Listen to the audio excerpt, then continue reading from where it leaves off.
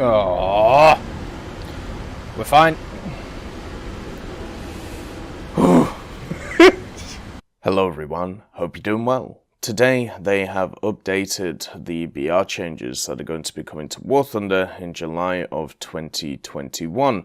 They've added a ton of aviation changes compared to what we had before, which was very limited, and also a bunch of ground changes as well. So what we're going to do is split this into two videos. The first one that you see here is going to be based around aviation, basically air RB, and then the next one on ground vehicles and ground RB. There'll also be a mention in the second one about fleet, since they've only changed or added one vehicle to it, so it's definitely not worth its own video.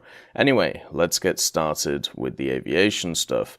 The first ones are the MiG-21s, so the MF and also the SMT are going from 10.7 to 10.3. Now they're still going to be in that top BR bracket of 10.0 to 11.0. They're still probably going to face a bunch of 11.0s all the time. I remember when I played the T2, when the max BR was 10.7, pretty much all of my games were still just 10.7 games, with the odd game where it was a 10.0 to 9.0 or a 10.3 to 9.3, which was insanely rare. So for me, I don't think this will make a huge difference for the vehicles themselves. They'll probably still face the same stuff, with every so often that chance to carry in a 9.3 to 10.3 game. It also really depends on how popular the 9.7 BR is, since 9.7 is now the lower bracket below the higher echelon from like 10 to 11. I think in general it should be quite popular, and from at least what I've played recently has been quite popular. So for me, when I look at the MiG-21s, you know, they have pretty good missiles, they have pretty good maneuverability, they have decent speed, they do lack stuff like countermeasures though, and that is a little bit of an issue, but I would need more experience to work out why they're going down. I would personally think they were more 10.7s than 10.3s, just from the conversations that have been had around them, but then again, there has been a lot of vehicles added recently, which may be very comparable to them. The F4F early is also going down to 10.3 from 10.7. This to me is not a surprise. When it comes to event vehicles, they seem to just do that a little bit worse than the standard tech tree vehicles, and the F4F early obviously is worse than the F4F. It has access to less armaments and just less modifications.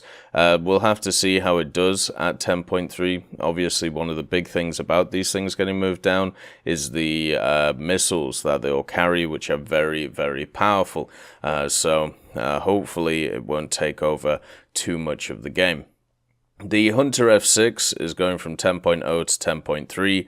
This, to me, must be because of the fact that they added stock SRAMs to it.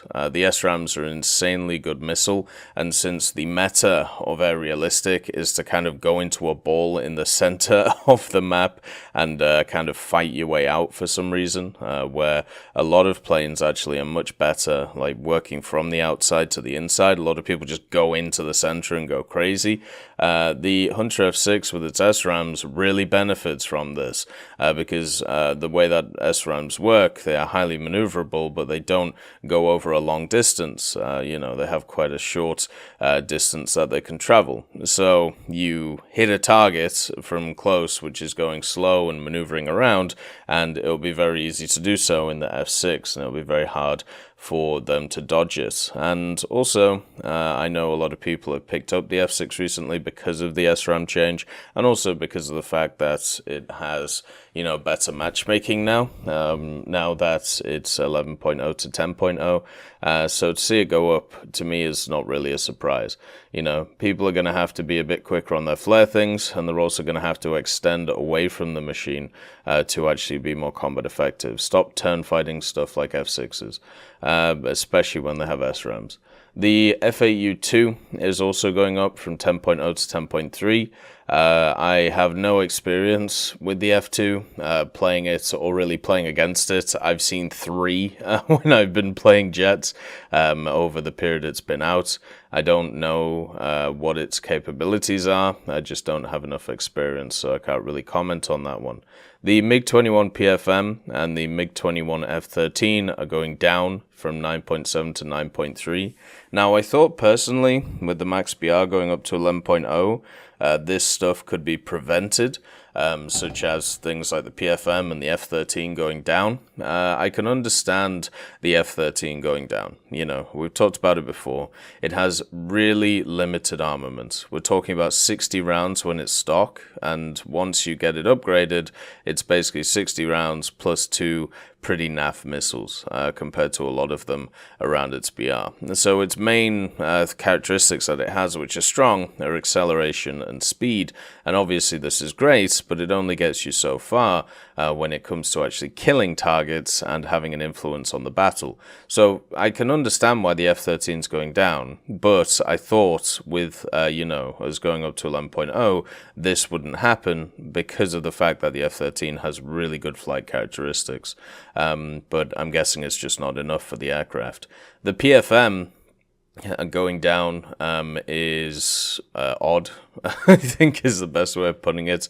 I understand it has the same flight characteristics of the F-13, but as I said, one of the biggest issues with the F-13 is the armament. It's incredibly limited. The PFM's armament is definitely not as limited when it comes to air.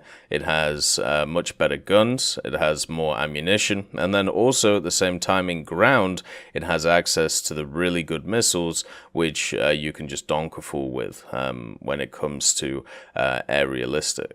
ground realistic. And that's something that shouldn't be forgotten about this aircraft. The fact that it has access to the really good missiles where you basically point the nose of the target and just fire and then, you know, guide it in with the nose. I've had great success with the PFM while playing stuff like the T-80U, and I think a lot of other people could as well. So for me, when I look at these, if we're going to make like a decision, I would say that the F-13 goes down based on its armament, but the PFM should stay at its BR. Its armament is way better, and its flight characteristics are also still pretty good. The F-13, I believe, is going to be a contentious one when a lot of people look at its engines and a lot of people look at its acceleration, but I would definitely say just have a look at its armament and work out, you know, how far does 60 rounds really get you when it comes to playing a vehicle. The Q5 early and also the Q5A. Q5 early is going from 9.7 to 9.3, and the Q5A is going from 9.3 to 9.0. Really not a surprise to see these things dropped again. I would like to remind everybody that these things started off around 10.0, which shows how ridiculous the over-exaggeration of their usability was by whoever put them in. The Q5 early and Q5A have real issues in the game. They have no countermeasures. They really have no secondary armaments. They have like a few bombs, and that's basically it. And you also have to rely on guns, which are similar, if not the same, as the ones you find on the MiG-9. So you have insanely low velocity, and then when they actually hit targets, a lot of the time they actually don't really do too much as well, apart from damage instead of kill. The Q5s are some of those vehicles that really have to rely on their acceleration and speed to be useful in air realistic, and in ground realistic they have very limited use because of the fact that they don't have huge weaponry. But at least as they go down in BR, they're going to be much more useful compared to before, and now can actually be part of different lineups, which is really nice. Hopefully they do get their time in the sun at some point. I know a lot of people are going to look at these changes and once again talk about the fact that, you know, there's going to be vehicles they face that they can't catch the Q5s, or it's going to be hard to engage them. Understand, like when you're in those positions, the best thing to do, if let's say there's a Q5 left on the enemy team, and there's a few of you guys just wandering around and you're in like A3s or A7s and you can't catch it and it just keeps running away, just ground pound. You know, the fact is there are multiple ways of winning an air realistic battle, and one of them is killing all of the enemy team, and the other one is by ground pounding, you know, taking out key targets like light pillboxes, medium tanks, and AA and armored cars. And they've made it actually easier over time to be able to actually ground pound with pretty much any vehicle in a lot of the new maps that they created last year. So just use that to your advantage, you know.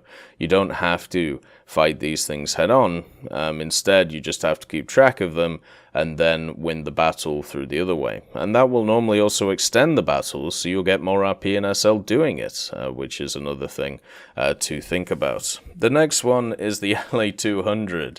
Now, the LA200.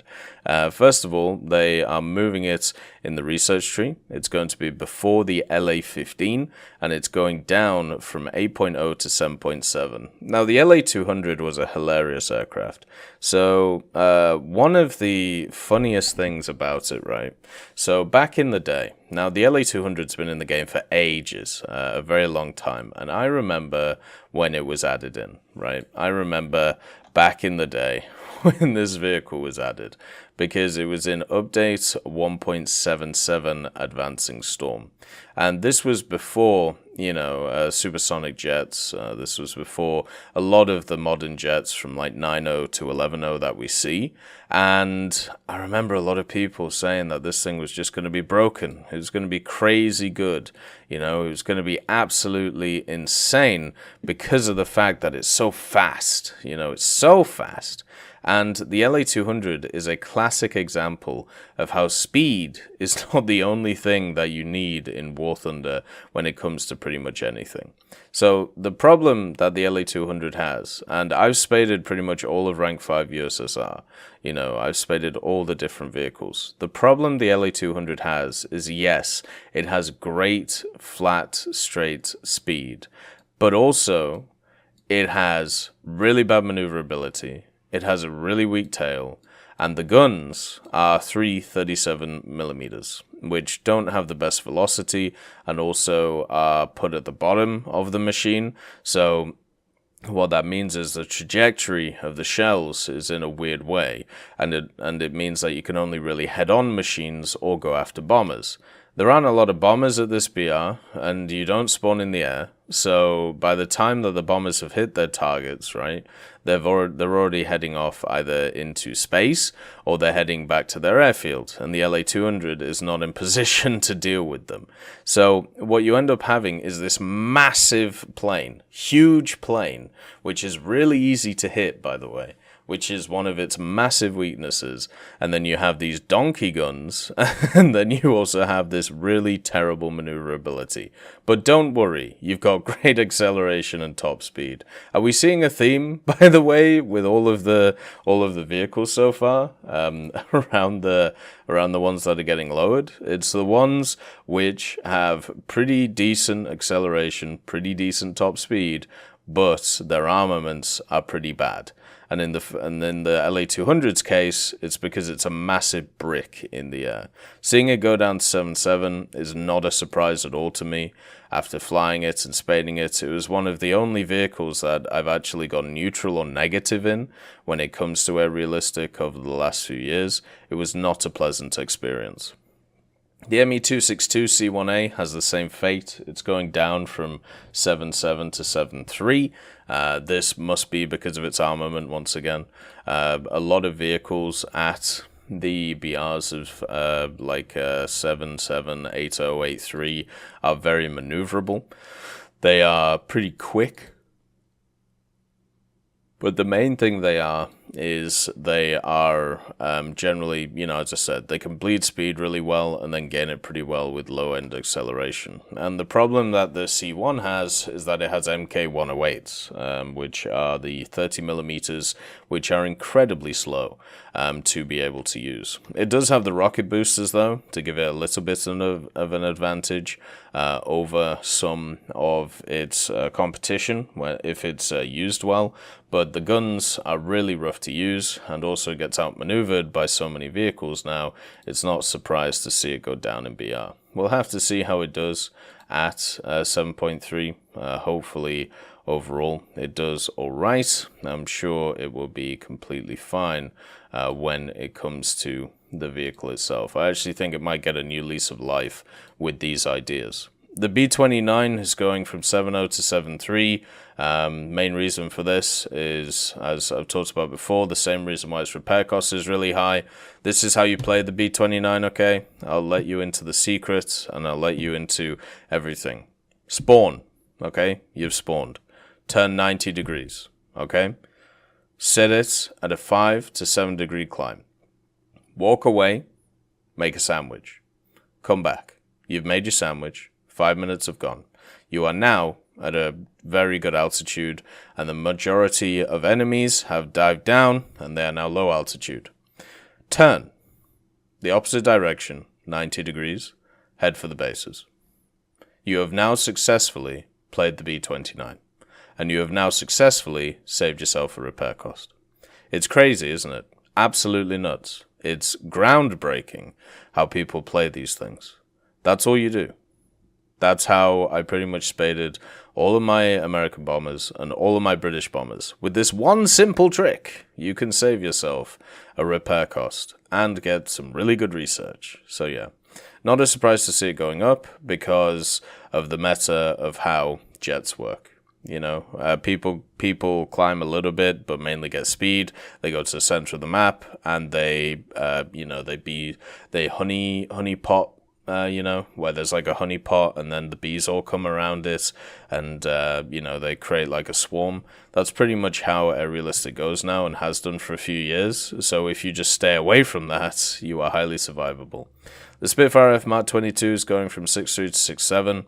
Once again, not a surprise from this. I played the Mark 24 and Mark 22 a lot, spaded them, and mainly faced jets. It did kind of suck facing jets, but you still had very good maneuverability against them. And also, I've never had an issue with the Hispanos personally. I know a lot of people do, but for me, they're fine guns. They work very well. And the Mark 22 and Mark 24 performance between them is not huge. So to see this one go up, it doesn't really surprise me. Just means it's going to face a lot more jets. Main competition is going to be stuff like the SU-9, SU-11, and SK-60, which is going to be a bit annoying, but you should still be able to outmaneuver all of them, which will be a key advantage for you. The DO-335 A-0 is going from 5.3 to 5.0. I'm kind of surprised by this one. So the DO-335 does have a very specific playstyle, the way that you play it, but I didn't think it was that hard to do.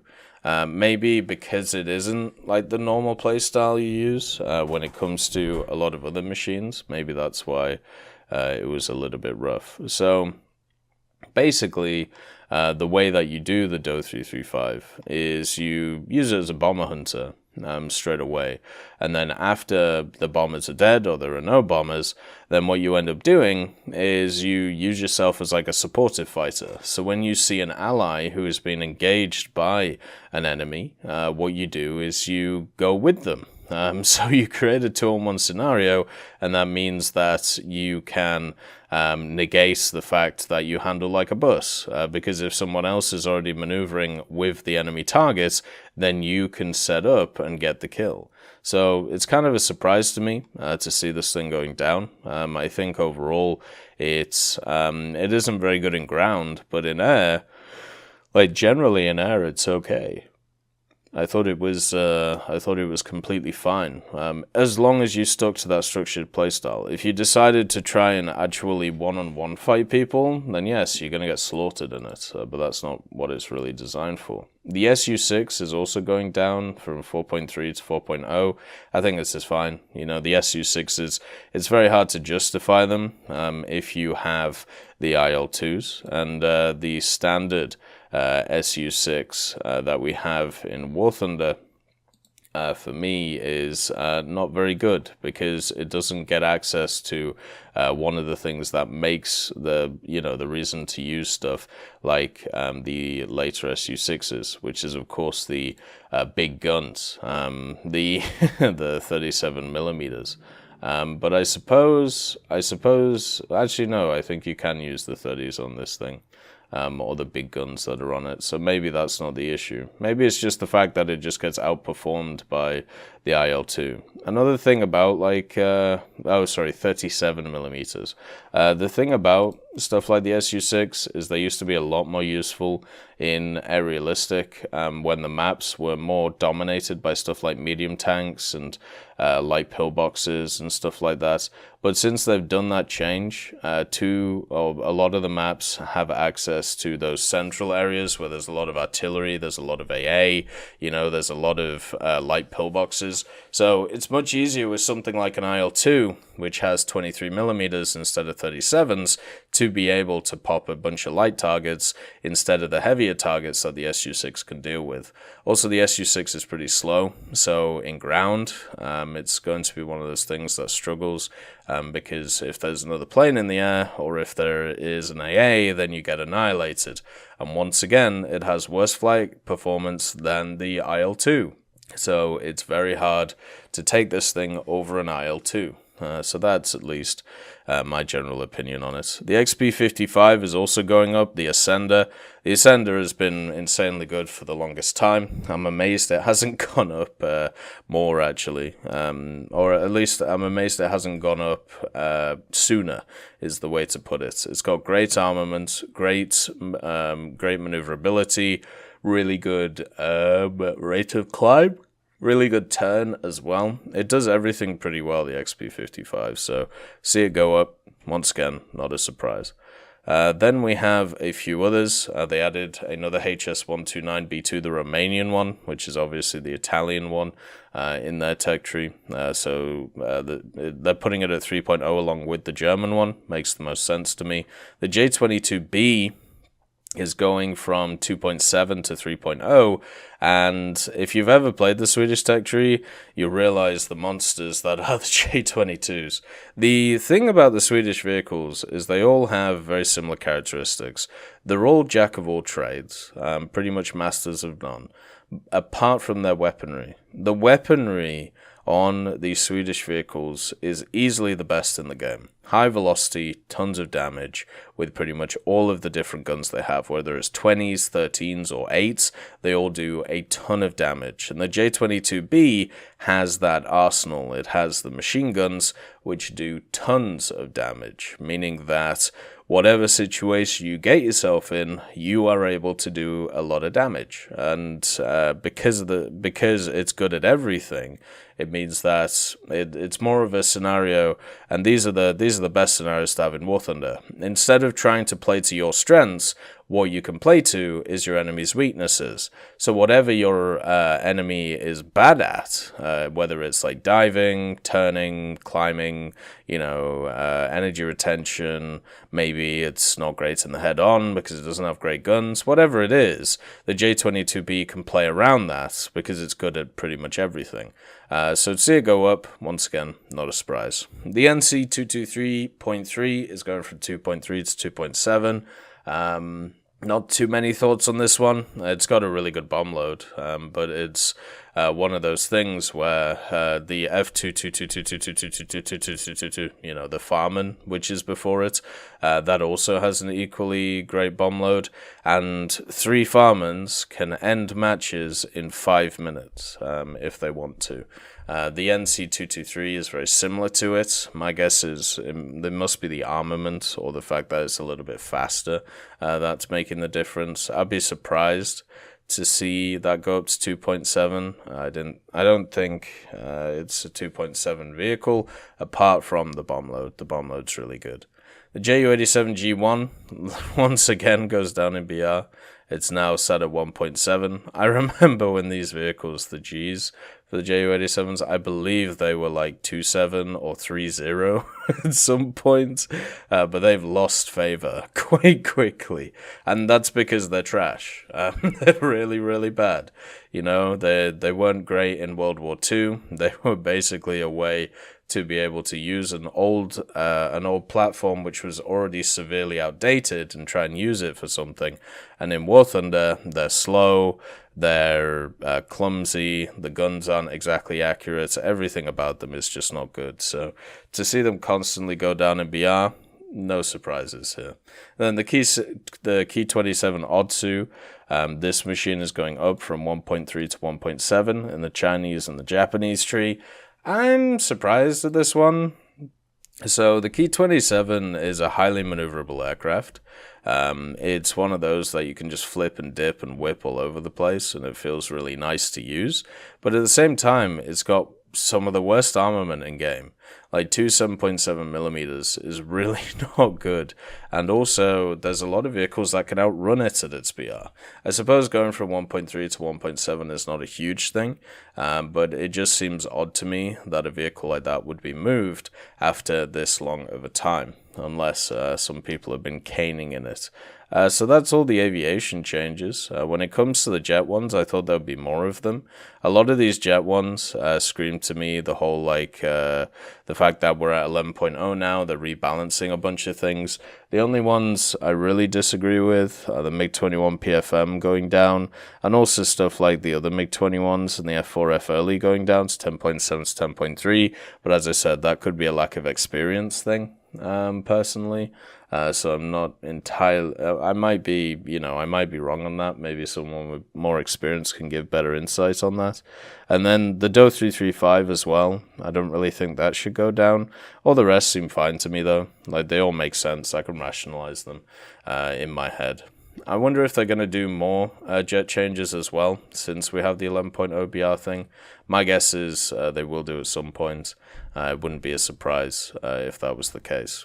Anyway, I hope you all have a wonderful day, and I'll see you next time. I'd like to thank BRFC, Swollen Ostrich, Teddy, John Ryman, Universe A, Conte Baraka, Eugens Terry, Ambrosius McClellan, Daniel Stanton, Martinez, B. Young, Lafouche, Barine, and Samuel Schlick for supporting the channel.